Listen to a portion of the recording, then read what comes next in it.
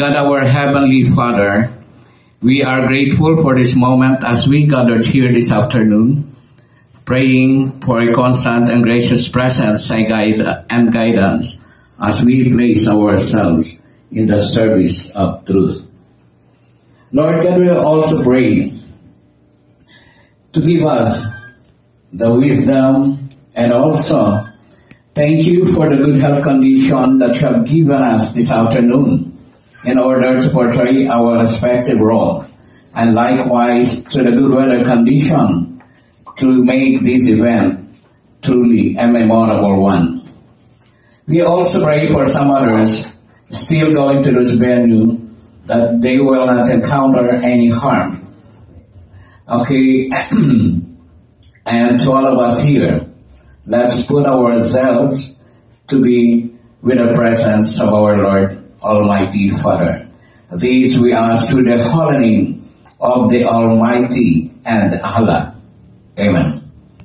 Okay, pwede na po tayo maupo, sir? Ano na po? Kayang mag-ibig, kaya sa silananan, alam ng puso, sa nilay mo'y buhay. Lumang inira, kuya ka ng mag-ibig, sa manggulubig, di ka masisitig, sa nalalang tungkol sa sibay at sa namin kaurang, ay hinanang nakakawin sa pagkayang minamahal. Mag-isang natawag ko'y tagumpay natin. Bakit hindi ka talaga kailan mo ay makinig? Kung mga araw ka, bakit magsika, buhay natin sa likod. Ang nilaya ng karnay ang langit, ang bagay ng langit sa'yo. Sa okasyon na isinisagawa ng grupong CIB Pilos Heritage Pilos, tunay na hindi natatawaran ang kalagahan ng ipabatid sa ating mamamayang Pilipino. Sa bagong salinlahi na isang kabuluhang araw na pagkatipon-tipon natin ngayong hapong ito, lubos ang aking pagpupugay sa lahat ng nagsumikap upang magibahagi sa palatuntunan ito ng isang katani-tanging proyektong isinisigawa. Gayunpaman, tunay ngang kahanga-hanga ang ating masaksihan ang paggagawad ng pagkikilala sa mga piling-piling mamamayan dahil na rin sa kanilang kontribusyon sa iba't ibang larangan ng probisyon at paglilingkod bayan, lalo na noong panahon ng pandemya. Ang kanilang naibahagi para sa kapakanan sa sambayanang Pilipino, sa patuloy na pag-inog ng ating mundo at patuloy pa rin ang pagkikibaka sa anumang unos suliranin, kaguluhan dumarating sa ating bansa. Sa hangaring lalong ikakalalim ng panlipunang kamalayan, susi ng ikaunlad ng ating bansa. Naway patuloy tayo maging matatag sa anumang hamon na dumating sa ating buhay. Pananatingin natin ang alab ng ating puso sa pagmamahal sa ating kapwa-inang bayan. Para naman sa mga tatanggap ng pagkikilala at karangalan sa hapong ito, dalangin ng grupong ito na kayo'y maging tunay na huwaran sa lahat ng mamamayang Pilipino at magsilbing halimbawa sa sanlibutan. Kailanman ang ating pagkakaisa at patuloy na pagkapit kamay ang siyang matibay at daan ng ating tagumpay.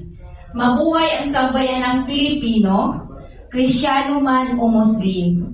At once again, magandang hapon sa ating lahat at congratulations at kayo'y nakarating sa pagtitipon ngayong hapon na ito. Salamat po.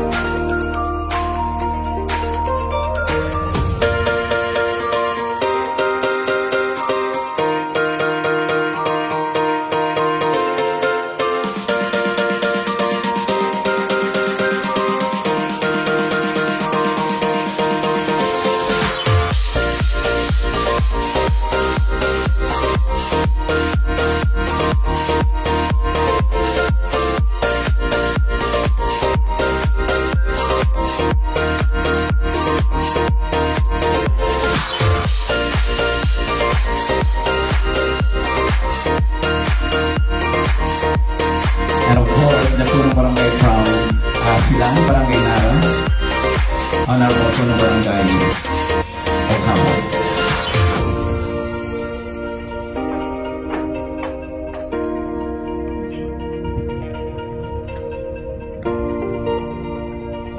Mr. Obed Villalunan,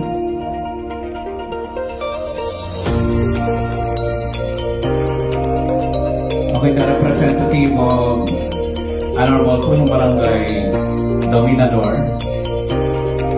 Domingo Ayun.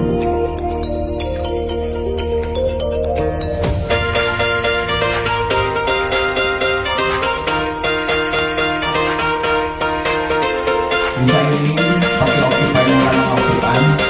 Wala pa yung iba na mga guest. Mr. DJ, bumubo kayo sa upuan.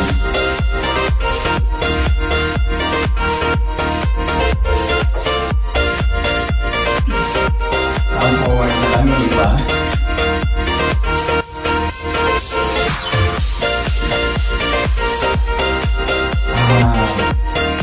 Madami ka no? Hindi po yung kasama kasi. Ayan. Yung dalawang metro ang yung pinapuso. Mamaya na sila. Kap, please be here.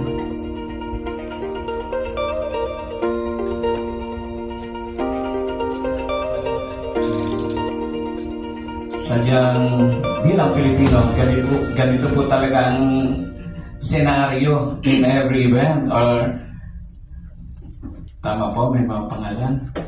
Okay, Councilor Ken Magat will be coming at 3 p.m. Okay.